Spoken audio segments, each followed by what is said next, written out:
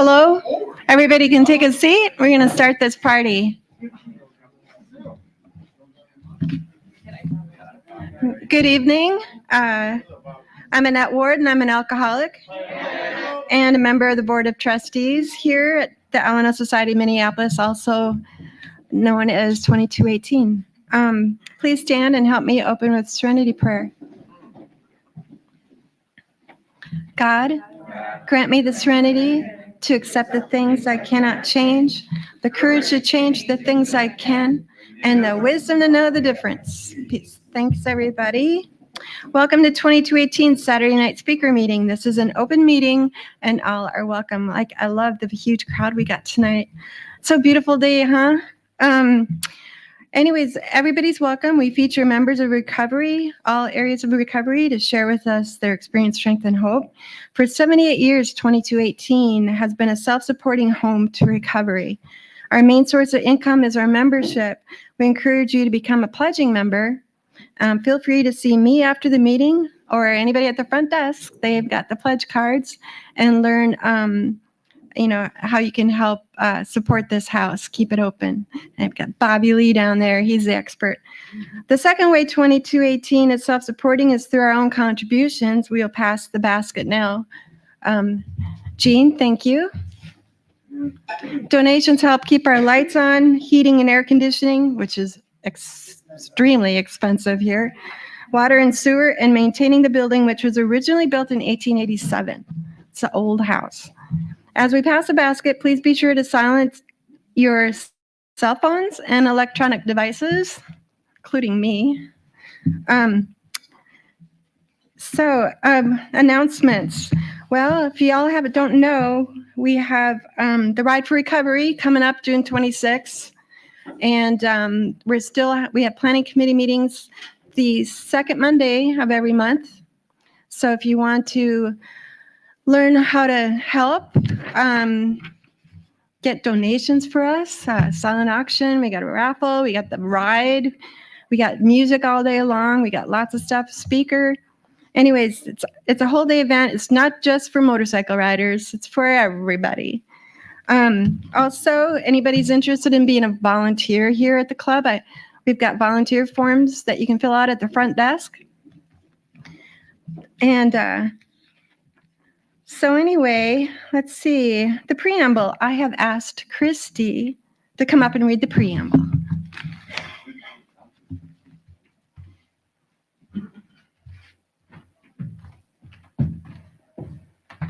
I'm Christy. I'm an alcoholic. Hey, Christy. Alcoholics Anonymous is a fellowship of men and women who share their experience, strength, and hope with each other that they may solve their common problems and help others to recover from alcoholism. The only requirement for membership is a desire to stop drinking. There are no dues or fees for AA membership. We are self-supporting through our own contributions. AA is not allied with any sect, denomination, politics, organization, or institution, does not wish to engage in any controversy, neither endorses nor opposes any causes. Our primary purpose is to stay sober and help other alcoholics to achieve sobriety. Thanks, Christy. Thanks, Christy. Before I forget, I didn't write it in the format here, but we are welcome everybody that's watching us on Facebook Live, and we're also streaming on YouTube, so you can always hear our speaker later if you want to hear her again or you missed it. So welcome all those people out there in electronic universe out there.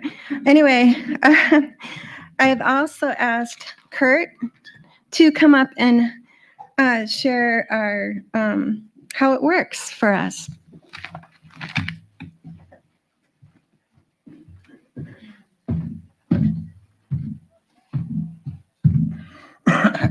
Hey everybody, I'm Kurt. I'm an alcoholic. Hey, this is how it works. Rarely have we seen a person fail who has thoroughly followed our path. Those who do not recover are people who cannot or will not completely give themselves to this simple program. Usually men and women who are constitutionally incapable of being honest with themselves. There are such unfortunates. They are not at fault. They seem to have been born that way. They are naturally incapable of grasping and developing a manner of living which demands rigorous honesty. Their chances are less than average. There are those too who suffer from grave emotional and mental disorders, but many of them do recover if they have the capacity to be honest. Our stories disclose in a general way what we used to be like, what happened, and what we are like now. If you have decided you want what we have and are willing to go to any length to get it, then you are ready to take certain steps. Some of these we balked. We thought we could find an easier, softer way, but we cannot. With all the earnestness at our command, we beg of you to be fearless and thorough from the very start. Some of us have tried to hold on to our old ideas, and the result was nil until we let go absolutely. Remember that we deal with alcohol, cunning, baffling, and powerful. Without help, it is too much for us, but there is one who has all power. That one is God. May you find him now. Half measures availed us nothing. We stood at the turning point. We asked his protection and care with complete abandon. Here are the steps we took, which are suggested as a program of recovery. 1, we admitted we were powerless over alcohol, that our lives had become unmanageable. 2, came to believe that a power greater than ourselves could restore us to sanity. 3, made a decision to turn our will and our lives over to the care of God as we understood him. 4, made a searching and fearless moral inventory of ourselves. 5, admitted to God, to ourselves, and to another human being the exact nature of our wrongs. 6, are entirely ready to have God remove all these defects of character. 7, humbly asked him to remove our shortcomings. 8, made a list of persons we had harmed and became willing to make amends to them all. 9, made direct amends to such people whenever possible, except when to do so would injure them or others. 10, continued to take personal inventory, and when we were wrong, promptly admitted it. 11, sought through prayer and meditation to improve our conscious contact with God as we understood him, praying only for the knowledge of his will for us and the power to carry that out. And 12, having had a spiritual awakening as a result of these steps, we try to carry this message to the alcoholics and to practice these principles in all of our affairs. Many of us exclaim, "What, an order? I can't go through with it." Do not be discouraged. No one among us has been able to maintain anything like perfect adherence to these principles. We are not saints. The point is that we are willing to grow along spiritual lines. The principles we have set down are guides to progress. We claim spiritual progress rather than spiritual perfection. Our description of the alcoholic, the chapter to the agnostic, and our personal adventures before and after make clear 3 pertinent ideas. A, that we are alcoholic and could not manage our own lives. B, that probably no human power could have relieved our alcoholism. And C, that God could and would if he sought. Thank you, Kurt. So what's next here? Oh, the best part. I'd like to now welcome our speaker, Kat, who I got to meet at our women's meetings here at the club Tuesday night, 6:30, and Friday night, 7 o'clock. You gals, sorry guys, you can go to men's meetings. But I met Kat at our women's meeting, and I'm so anxious. I'm so excited to hear her share her experience, strength, and hope with us. Welcome, Kat.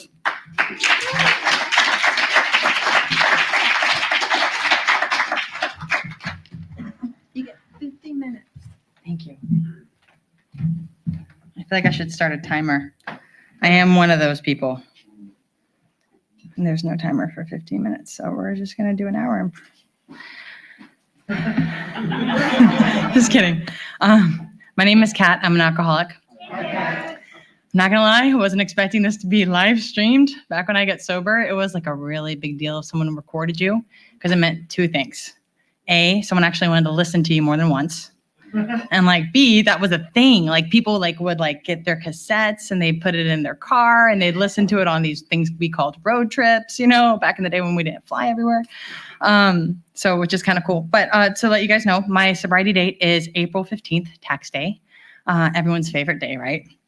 1998. So I have 22 years sober.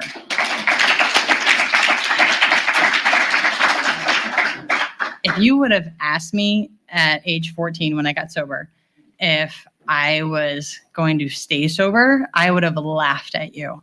I was definitely not one of those people that came into this program super excited about it. So I'll give you guys kind of an overall idea of where I was at when I got into these rooms by really telling you what I was like when I got in these rooms. So I was 14 years old. I just got kicked out of the state of North Carolina for stealing a car because I thought that was a great idea at the time. And I was sent to go live with my father. And the stipulation was, at least for my parents, right, at that time, they're split, because we all come here with some of us come in here with a great family. A lot of us come here with very broken homes. And the stipulation was, okay, Kat, like you're living with me, but you're going to go to the AA clubhouse, which is not even a mile down the road. So, which I honestly think is one of those, like kind of like those, what I call God shots, right? Like it's that moment when you're like, yeah, nothing happened, but like divine intervention in that moment, because there was no way anything lines up that perfectly. And so we live not even a mile away from 8111 Clubhouse in Atlanta, Georgia, where I got sober. And that was such a blessing in disguise. At first, my sister flew down and she would take me to the clubhouse and we'd sit there and I'd be the typical, like, have my arms crossed, laying back, like look of disgust on my face as I judged all of you. And so just to kind of paint this picture, this is what I look like. I had half of my head shaved all the way up. My hair was in pigtails because that was super cool. I couldn't really afford, like back then they had these big, I don't know if you guys remember, I'm so dating myself. So they had these big bell bottoms, right? Like there was 60 inches around here, right? Well, like 30 inches around you remember those? Yeah, Jingos, yeah. So I couldn't afford Jingos. So what I had to do was find someone really fat. And then I used their pants, right? And then I wear those. And then I try to sag, but I didn't have any boxers. So it was a super awkward moment when I got taller. And then I had really short shirts that had some type of slang, like, do unto me and I will end you, something super intimidating, right? Because that's what a 14-year-old girl is. It's very intimidating, right? When you don't have proper hair and you can't even dress yourself and cover all the right parts. So that's what I look like, winning, right? Because we all get here on a winning streak.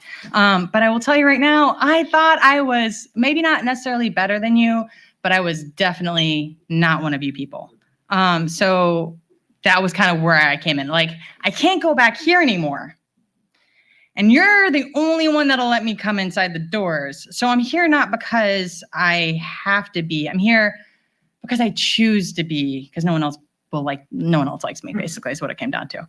And I stayed like that for a while. Like I came to meetings, I glared, and I stank because I actually didn't really know how to shower very well. And I was pretty miserable. And I made it a point to make everyone else around me miserable. Like I cleared rows. I'd go to the most popular meetings, which is like the 545, because that's when all the professionals came in, right? People that had their stuff together. And then I'd intentionally sit on the crowded row and then watch them move. And it was always really funny to me. So these are just the little things I do. And I say this stuff not because I say this because like we all come as we are. Like it's whatever it is, right? Some of us come into the rooms homeless. Some of us come into the rooms with a 6-story mansion, right? Some of us come in no matter what the walk of life, right? Like the disease doesn't really discriminate regardless of where you come from, where you're born into, what kind of family you've had. Like we all get here kind of broken.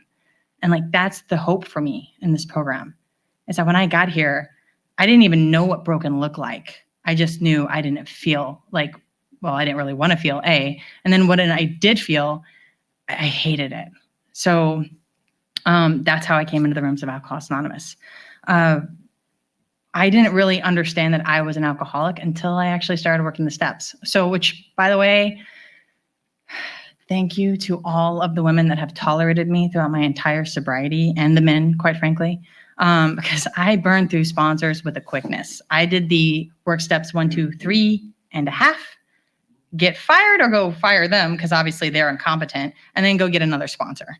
And that you do get a reputation. Sponsors talk, and what's so funny is it's like not even sponsors talk, like everyone is watching you. Like it's really obvious when you're going to the same meeting every week, right? Like it's like I don't know why I think that I live in this world just that no one else is even a parent in. And so What happened was that it got to the point where I was dry. I wasn't using, primarily because I had no access to anything. Like all of my resources were in North Carolina, where I got kicked out from. And I just started to feel essentially again, and it sucked and I hated it. But the one thing that I remembered was when I first came into, like, when I got kicked out of North Carolina, it was for a very specific incident. It was, I ran away from home because I thought, it's all these people. It's the situation. It's the parents. It's the lawyers. It's the people at school. It's the other counselors in my life. It's the therapist. It's whatever, it's this halfway house, or it's this 3/4 house, whatever it is for a teenager that doesn't want to live at home. It's all of these other things. Like if I just got out on my own, then it'd be all right. And I'm here to tell you the one thing, I don't know if your story can relate to this, but for me, every time my disease took hold, like with a death grip, was when I was alone. Like that was always the catalyst for it all. So one thing that I found is in my current, like in my sobriety, right? Like the way I had these red flags. And the really cool thing about step work is that it saves you years of pain if you actually do it. Like that's kind of the point, right? Like it's like, I never want to go back through that. That's why I do the step work. So I know what I did, so I don't have to do it again. And for me, one of those things that I noticed as doing the first step work especially was like when I would start to become more alone, maybe physically at first, maybe spiritually, whatever that looks like for me. That was just when I started to kind of become my own co-signer. Like it's when I started to kind of justify things that I might felt kind of wonky about, right? Like that intuition that I rely on so much today. It's kind of, I don't check in with anything anymore. I just kind of do. I start reacting so when I came in the rooms, the event that I'm specifically speaking about was, I got out on my own. I ran away, ran right into a drug dealer's house, which was a really great thing. Cause I was like, at this point I had realized I might have a problem. So I was like, I just need to get on my own and then I won't drink or drug. Like that's the key. Right. And that's what I did. Cause I had like 8 months. I didn't think that wine coolers counted. You get an AA, you learn all these things. All right. Just so we're clear, if you're in AA right now and you're debating if you're an alcoholic, I would probably and if you're really like, I want to drink again, like just leave because it will ruin your drinking. Like my drinking was so ruined by AA. There was like no hope of ever going back and drinking like I did. It was just one of those things. I don't know what it is, but now you know, you're still here. Sucks for you. So it's actually awesome for you, but it just feels like it sucks, right? It's like one of those definitions we got to remap, right? Like, anyways. So one of the things I learned is I got out there and I wound up being like homeless for 6 days, which doesn't even sound like it counts, but it totally did at the time for me. And I did all of my not yets. And in my first step, I had tried AA a year prior. And again, you people weren't my people. And then I was like, I'll do this on my own, right? And the big book gives you 2 very specific tests to determine if you're an alcoholic or not. And it's only a test that you can take. It's not one your therapist can take. It's not like a checklist on a website, because those are a thing apparently now. It's not a pamphlet. It is a test in the big book. And it says, all right, physical allergy, go to a bar, order a beer, drink it, order another one, and now leave. And then do it more than once. Like I could always do it the first time. Like I couldn't order anything. I had to get somebody to order me something. But the point is, I could do it the first time, but I could never keep it up. Like there always came a point in time through whatever excuses or justifications that it was always like, can't cuss. It was always like full tilt, right? Like that always had to be the end answer, like oblivion or whatever it was to chase something. So that was my test of time. So that was the one test. I knew that I kind of failed at that. So I was like, okay, well, we're just going to go dry then, right? Because that's the second test in the big book. It talks about leaving it alone for a year. And they're like, if you can do that, our hats are off to you. And I was like, oh, you're going to take your hat off to me, because that's a thing. And so I tried to go a year, again, not thinking that wine coolers counted. And which kind of is very like indicative of the fact that like, oh, this isn't working. Let me go run away and really isolate myself and go like live in the ghetto. And so that way I can, then be really sober. right? So that's what I did. And I literally was like, the drug dealers were actually very kind to me. Like, they were the only reason I didn't freeze. The moral of the story is all of my yachts became things that I did. So by the time I got kicked out of North Carolina and came down to Georgia to live with my father, when I did my first step work, one of my assignments was write down all the yets that you said you'd never do and then what you actually wanted doing. And by age 14, I was able to check off stealing a car, attempting to prostitute myself, like failing grades, like not even being welcome to go back to anyone's house, like in trouble with the law. I have a record, like, and then that was in like 2 years, right? And on top of that, I'd been mentally institutionalized, not once, but twice. So I was like super winning at age 14, right? Like this is everyone's projected path at age 14. I've come to realize like what age 14 looks like now that I'm older and I've seen 14-year-olds, and it's like, are you kidding me? How could you let me do that? Like I had no idea what I was doing, people.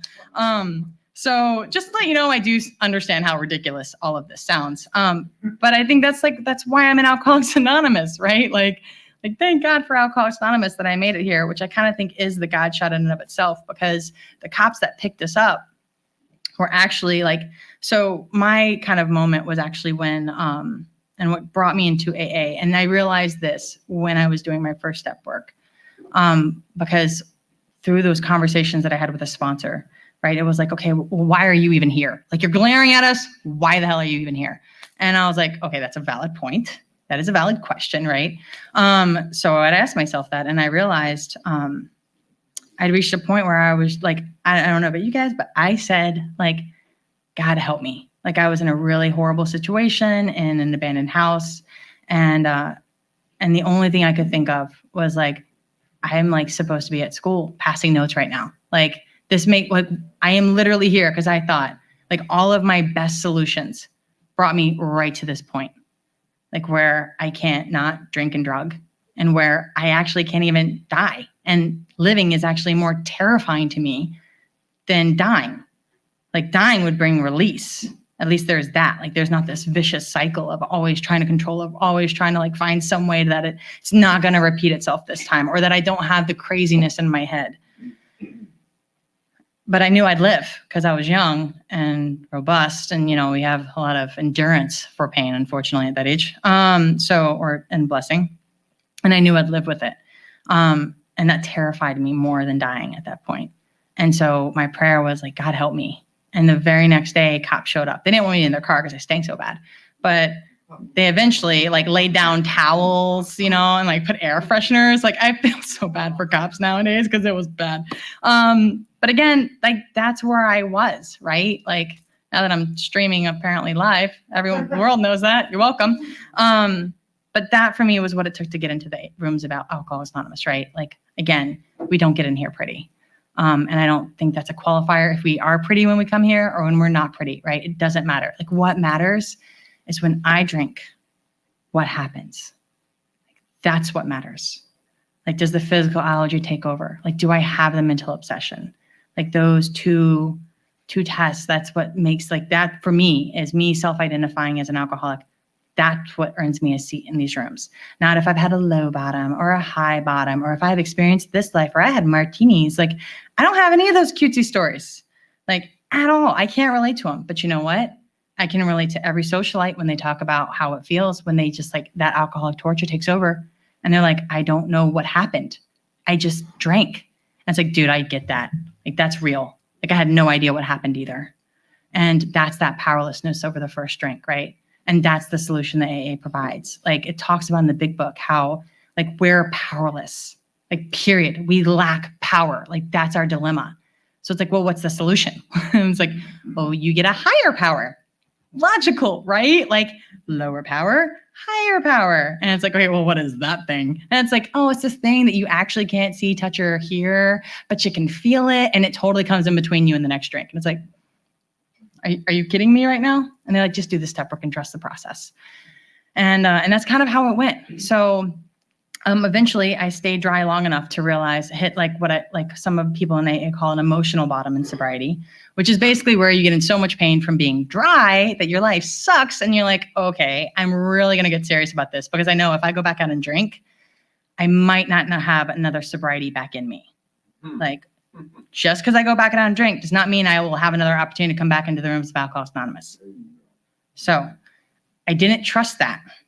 So I decided, like, you know what? We're going to get a sponsor and we're just going to give this a shot. So I picked this amazing, like, Miss Dion. And I love her. She had, like, beautiful braids. She was a big woman wearing pink, which I thought was weakness at the time. And everyone listened to her. Like, she smiled. She had a light inside of her. She was really mean to me. I never understood that. But everyone loved her, and I wanted everyone to love me secretly, right? And so I was like, okay, you have more sobriety than me. You've worked the 12 steps. Like, will you be my sponsor? And she was like, no. I was like, oh, you can't say no to service work. I know how this program works. And she was like, you need to, you're involved in all of these service positions, and you're presenting this fake face to AA that you're super involved and sober, and all you are is dry and you haven't worked the steps. So quit all of your fake service positions, and then I will sponsor you. Because you see, I'd learned at this point that I can be famous in an anonymous program. Like, that's apparently a thing to aspire to.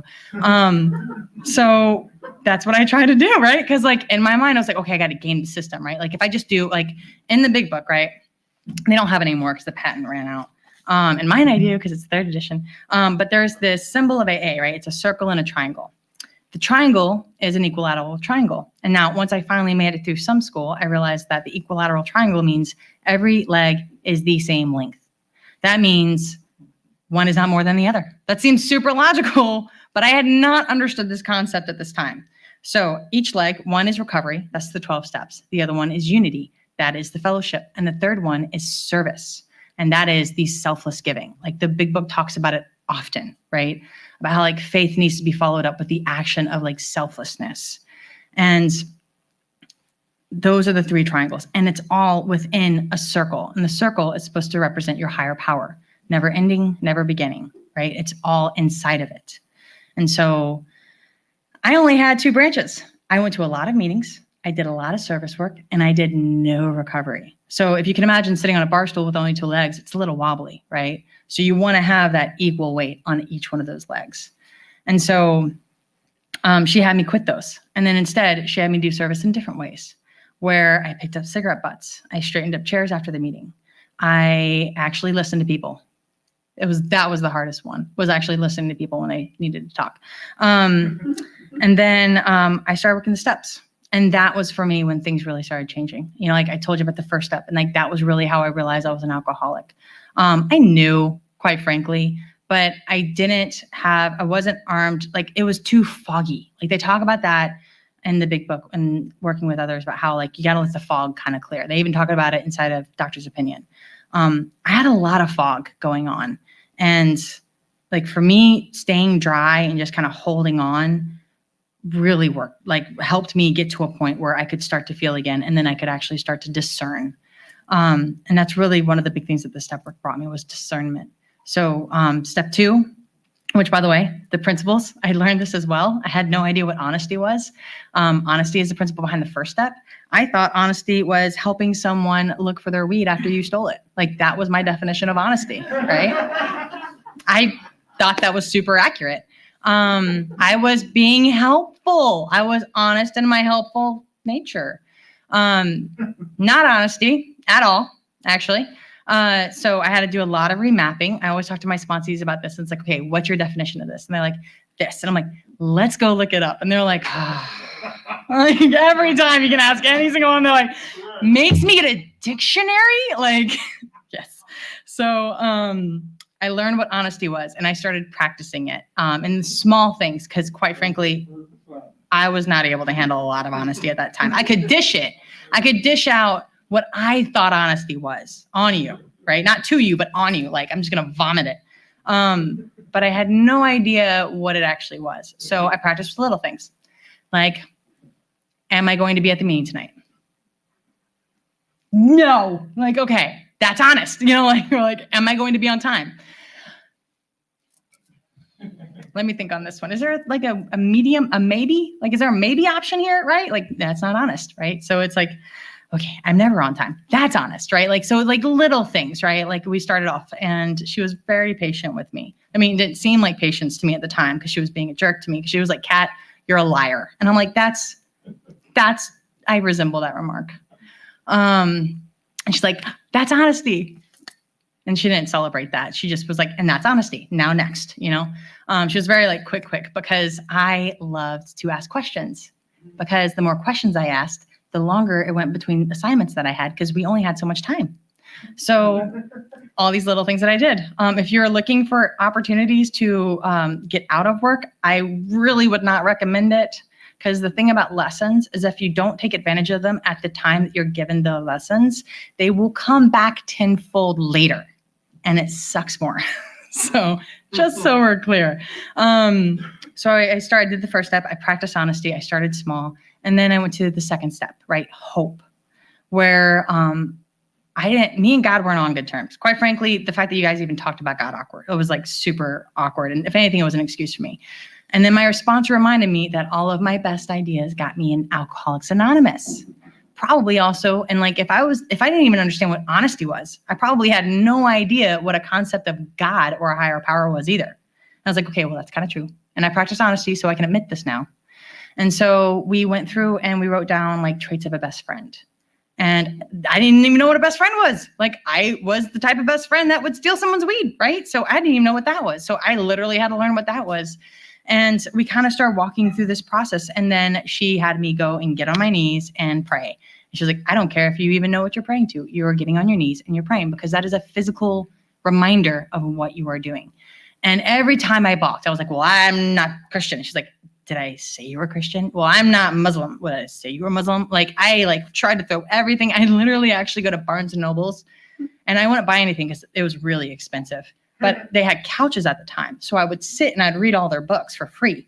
And I'd be like, okay, what's this religion about? Like, how can I find a flaw so I don't have to actually do anything? So I can claim a religion so that way I don't have to do this, right? Doesn't really work. Turns out the top 10 major religions all have the same darn principles and they happen to be in steps. So that's a thing. I've done the research, save yourself some time and money. So I just did it. And we got to the point where every time I started asking questions, she was like, stop. Because all you're doing is looking for an excuse at this point. Do the footwork and trust the process. And that's it. And she was like, you know what? If you do something and you don't find it's relevant for your sobriety, don't do it in the future. But if you find that it's relevant, keep doing it. And that was like a promise, right, for me. Like I took that like a promise from the big book. I was like, okay, so we're going to go through every single thing that you tell me and try to find how it is not helpful at all. So I can never do it again. I have yet to find one thing that she told me. It's super annoying because I told it to my sponsees and they haven't come back to me either with any of that. So it's kind of one of these things that's like, she knew that at the time of telling me that. That was a trick question. Are you kidding me? That was not honest, but it totally was. It's just funny. So when we did our third step, I was like, okay, she was like, let's pick a place that you can do your third step that you feel the most presence of God. And I was like, well, like, I'm still new in this God thing, right? Like we were still on some pretty harsh terms. So like, we're just doing this because you said to do it. You didn't say I have to believe it 100%, but I'm willing, right? And at this point, we had this running joke, like willingness without action is fantasy. So she was like, are you fantasizing or are you willing? And I'm like, okay, I'm willing.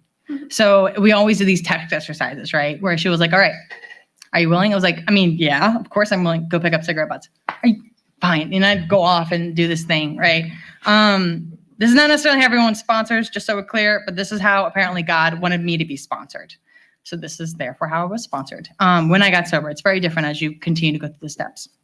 So I did my third step at an AA clubhouse at 8111 in the foyer, apparently with lots of people around because that was showing willingness. But I also kind of love it because I look back and I'm like, yeah, I was willing. Like I really was willing. And for me, when I come back to it in sobriety and as I've traversed my life, which I will actually get to, willingness has always really come down to the key.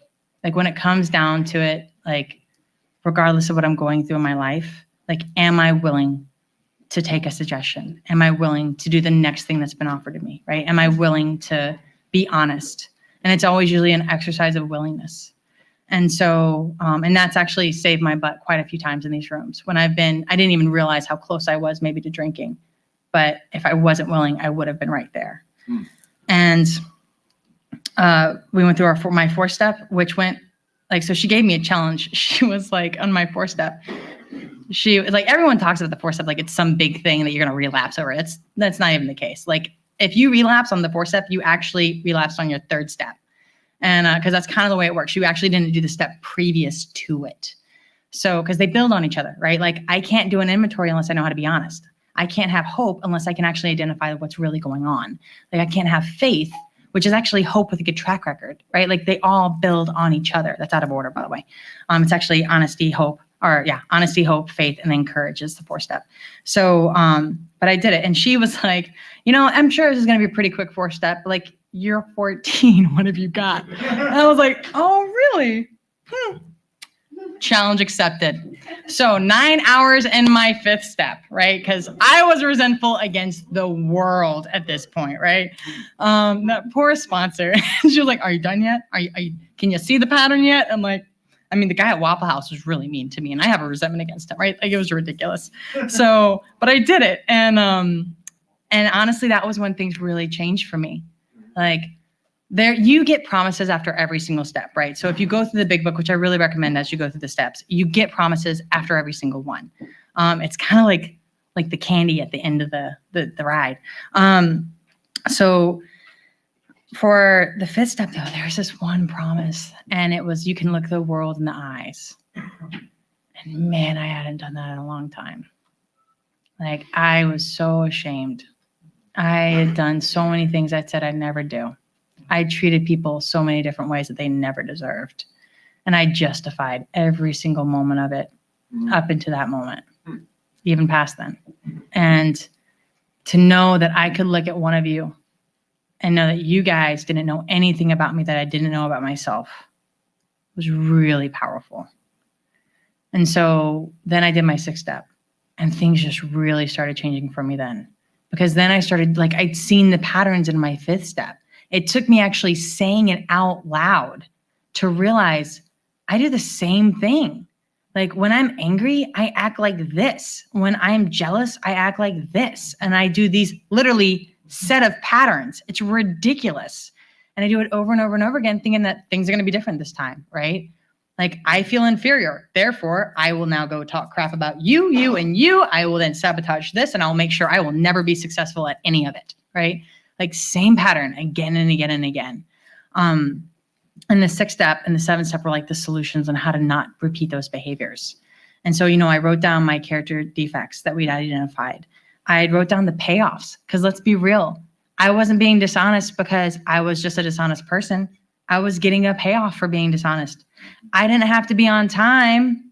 If I told you, like if I was lying to you, I'm like, well, like, I had traffic. I actually didn't even leave until 5 minutes ago, but there was traffic. That is technically true. So, but I got payoffs out of a lot of this stuff, right? And like, owning that was really huge. And then understanding like the opposite of it, right? Like, what is integrity? Like, what is actually saying what you're going to do and then following through with what you're going to do? And then even better, what does never committing to anything that you would not do look like? Like, that gets me even to this day in work. I'm like, oh yeah, I'll get that done for you. Didn't get it done. Like, I feel horrible inside because I fail, like these show up in so many different ways. They're not just in these big grand ways when we first go through the steps. They're in these little subtle ways. Like, as you get sober, you kind of like, it's kind of like riding a bike, right? At first it's like, oh, you're not staying up without training wheels. But then as you kind of, ride a bike a little bit more often, you get a little bit more smoother. And then it's like, oh, I'm not too bad. Look at me, zipping along. So the steps are kind of the same process. And the 6th and 7th for me were eye-opening. I got to do some really cool exercises that just I can't talk about, because technically you can't talk about them because then it ruins the exercise. But they were really powerful. And that was really when I started, like, I talk like with a lot of my close friends, we talk about this 12 inches between the head and the heart. And like, when I got into sobriety, it was like almost like having Like if you had a tunnel, right? Or a straw and you just crammed crap in it. And like for me, that's what the inventory did, right? It identified all the stuff that I'd put in between me, like in my head and my heart, or my head and my higher power, or my heart and my higher power, whatever works for you to be able to link those. And I'd stuffed all this stuff in between it and I had no idea what it was. And the 6th and 7th were like slowly, honestly, all of the steps, because every single step has actions in it. And for me, the actions, right? We live our way into right thinking. Like every small willingness exercise, every small action, every time I called my sponsor when I really didn't want to, every time I showed up to a meeting, even though I didn't want to go, every time I stayed late because so-and-so needed to talk, right? Cleaned up chairs, all these little tiny actions. They started removing all of that clutter in between my head and my heart. And I started feeling something else. And I started having more intuition and like kind of understanding even before situations happened that I didn't really feel right with me.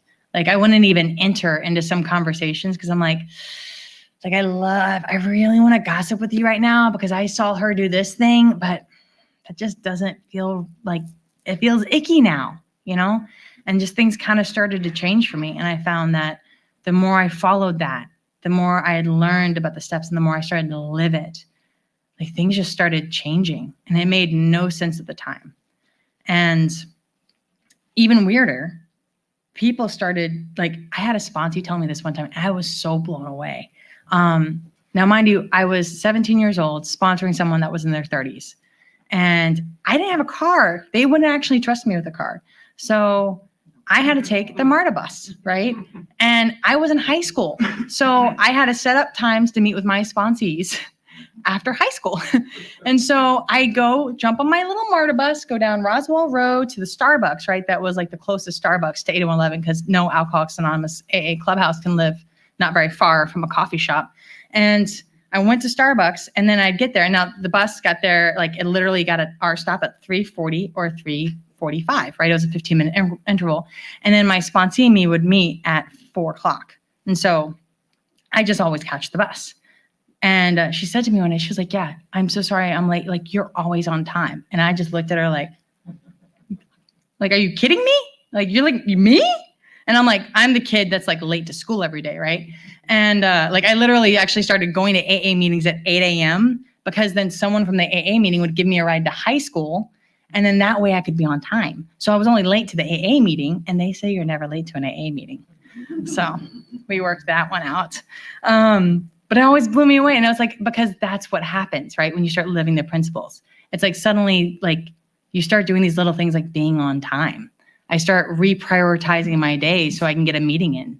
Like I start sharing in meetings and like connecting with people. Like I stopped being so afraid of what's going on inside and how you guys are going to judge me. And I start looking for how I'm going to connect with you and how am I going to get something out of your share because I need to hear it. Like I need the solution that you have so I know what to do next because I am struggling with something inside and I have no idea what to do. Like I don't even know what I'm feeling right now. So I need you to share with me what you're feeling so maybe I can identify with that and I won't feel so alone in it. Like those things started happening. And then the 8th, I learned brotherly love. Like usually it was how could I like create separation? And now it was like, how can I connect with you? Like, how can I like build these relationships? Like what was blocking them in the past? And then made a list of those people we had harmed, right? Like we actually in the 4th step really came to the realization like, I don't want to harm anyone like this anymore. I don't even want to harm myself like this anymore.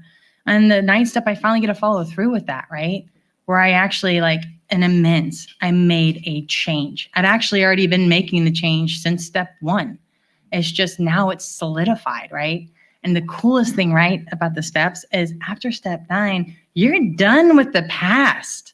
Like that's the past, right? That conduit between the head and the heart, that's cleaned out. Like now it's just 10, 11, and 12. It's the maintenance steps or whatever you want to call it. This, like my one sponsor called it like the spiritual catapult steps, right? Because it's like in the day. Like she was like, you will never have so much spiritual growth as in the moment. And it is so true. And that's when I started living those steps and they've been amazing. So I really want to go over some of my awesome life that I've been able to have to live. But that was my first time through the steps. And I'll talk a little bit more about how I've gone through the steps again and the things I've gotten from it. But I got addicted to working the steps. So we can totally still get addicted to things. And the reason why is because, man, it feels good to be a better human. It feels so good. It feels so good to like know that the world is limitless and that every single person that you meet is there for a really good reason and that you have a purpose. Might not know what it is, but it's there and it's yours to find out.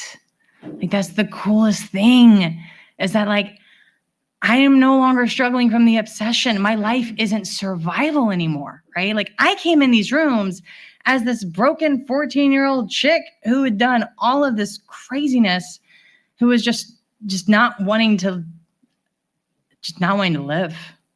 And like, then and then working the steps kind of put me in this position where I was like, well, where do I want to go from here? What does life look like now? And when I asked my sponsor, I was like, what am I supposed to do? And she's like, well, finishing high school is probably a good idea. I was like, oh, that's true. Well, that was actually trickier than I thought. So I totally got kicked out of my dad's house at the ripe old age of 18, because mind you, I'd failed a couple of grades because that's winning. And so I was like, oh, I got this. And so I found, so here's the funny thing. And I love this. I have so many stories like this. Every time rent went really low, I'd find some random cocktail waitress job or whatever. And I'd go work. And then someone gave me, instead of $1, they gave me $100. And that was the exact amount that I needed to be able to make rent in the next 2 days. Like there's so many little stories like that I found that like I just started learning to live a life on faith. And that's probably one of the most wildest roller coaster rides I've ever had, is like when I'm truly living in faith. And what's even more incredible is that every time I get scared and I'm like, but this doesn't look like a path, man, things go downhill really quick. Like one example is this. I looked up and I looked around. Now, this wasn't the bad thing. This is actually the really cool thing. I looked up and I realized I am 18 years old. I am sober. And all my friends are getting married and having babies.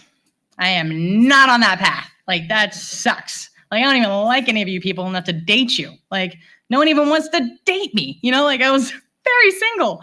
And there was no one in my age group. I was like 17 with several years sober. Like that's awkward.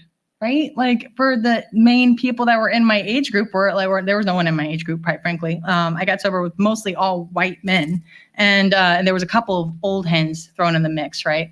And so I always found myself like hanging out with my sponsor and all the other women from the halfway house, and they were my people. So lots of stories there, and so I mean that's just where that's where I feel comfortable in. So. There are stories that I have literally of people coming up to me in AA being like, I've spilt more on my tie than you've ever drank. And I'm like, oh, maybe you would have got out in here faster, right? If you wouldn't have been so stupid. And so it's AA, right? We're all flawed humans here. But the point is that I don't even know where I was going with that. So I'll skip to another part that actually is relevant. I did find my people in AA, but I also realized that like I needed to go, like I was ready for something new and I didn't know what that was. And that was terrifying. And I got to be in my bonnet and I decided, you know what I need to do? I need to go to California. I need to get rid of my crippled Mustang and who I had acquired, you know, with several 100,000 miles on it. And so it sounds sexier than it is. And I need to get a truck. I need to go across country and see if I can make it. And that's literally what I did. I like rushed through an alternate like high school to be able to graduate within some reasonable amount of time, living on my own, working 2 jobs and sober and sponsoring women and being sponsored and going through the steps and going through these awesome big book studies that like, I just had the blessing of like these wonderful women that just poured knowledge. I had no idea to be grateful as I was at the time. I just knew that like they had something that I didn't. And I didn't know when I would need these skills or need this knowledge, but I knew that it was important for me to have it. And so I just go to these meetings and just absorb. And I finished up high school. I spent 8 hours at a dealership negotiating them down for that truck, which basically they only made $300 off of. And then something really cool happened. I had a going away party and people showed up. That was a big deal for me.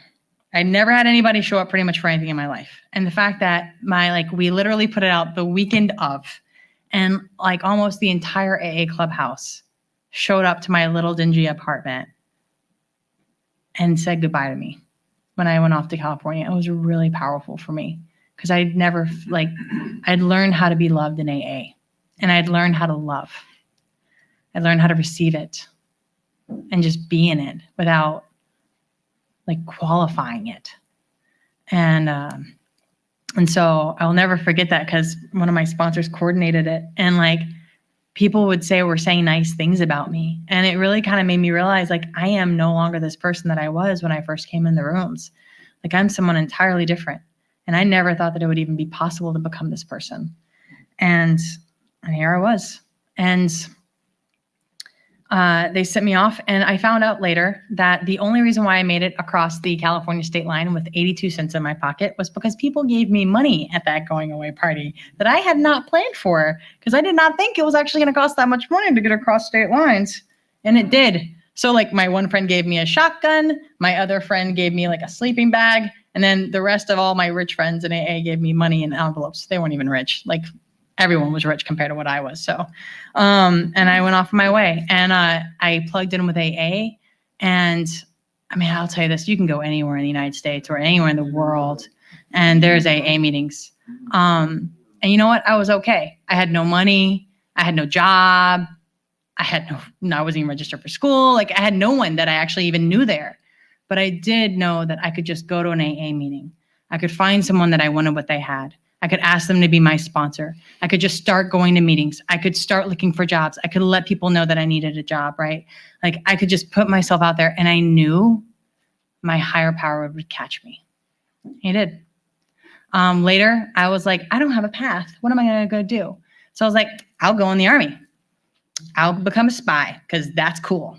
Well, you can't be a spy in the Army. It's super lame, actually. So if you ever go into military intelligence, it's super lame. All the titles are really fancy for a reason. And that's because you're basically a landscaper for a majority of the time that you're in the military. I'm just going to bust that. So I became what they call a human intelligence collector, an interrogator. They thought I was going to be great at it because I was super personable. I was whatever I was at it. Did that. It was a lot of fun, but it was also super isolating. And the thing about isolation for alcoholics is that when we are isolated, that is when the insidiousness of the disease can enter in. And I wound up getting super dark and lonely because I was always moving every couple of months. I was never anywhere long enough to be plugged in. And now, quite frankly, I wasn't really working at it. I was so busy, excited about my amazing life that I wasn't really reading the big book or doing things on my own or paying attention to the disconnection or watching my interest in my friends' relationships start to drift.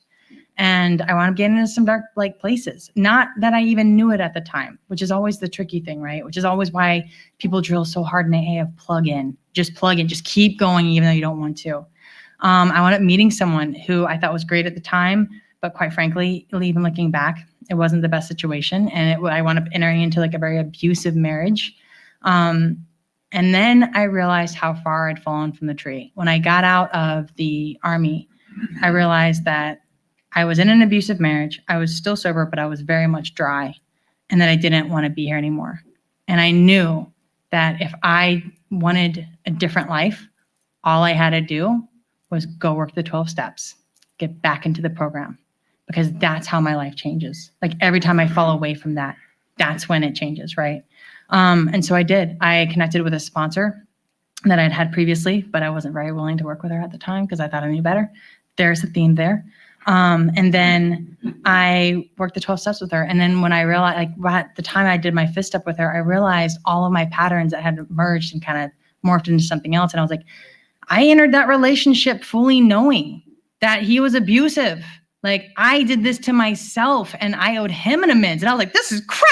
I don't know this guy an amends. Yeah, I did. It was called a divorce, right? That was my amends to him. And I went through that. And it was probably one of the most gracious, loving divorces. I was shocked. Like once I kind of started letting God and my higher power into my life and leading, not me second guessing, but just taking direction and doing it, not worrying about the results, not worrying about qualifying it, just doing it.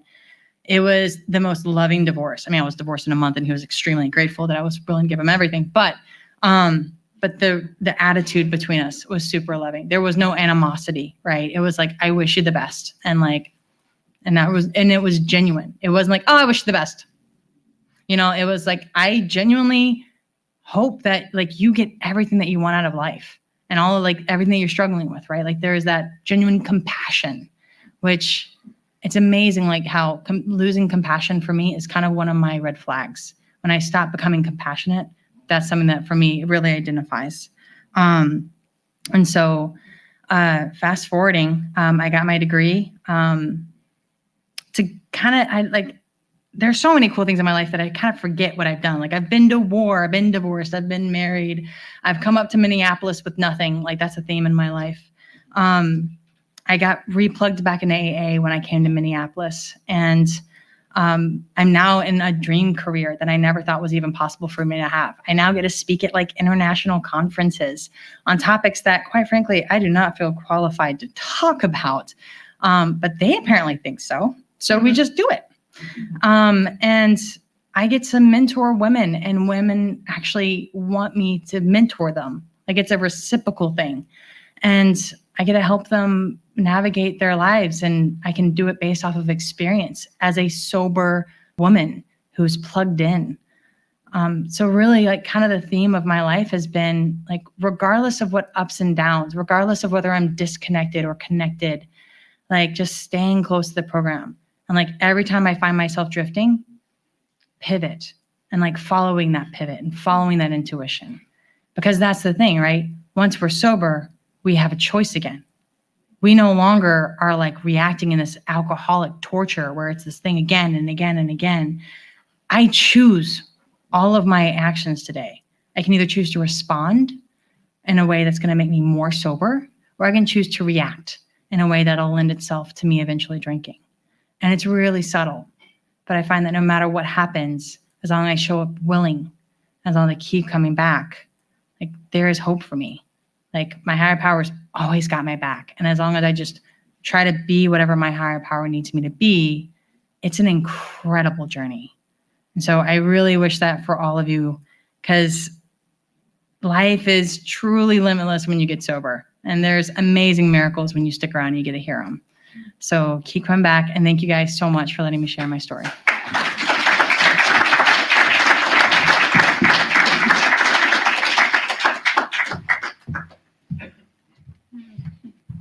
Thank you, Kat. Thank you so much. Just to clarify, this is live stream on our personal page, Minneapolis, Illinois, Facebook page. So you have to be a member of the page in order to listen to this. So it's not all over the universe. So anyways, thank you again, Kat. And everyone is welcome to remain after the meeting and thank Kat and visit with each other and help those willing to restore the room back with the tables up and the chairs away. And if we can help me close with the Lord's Prayer.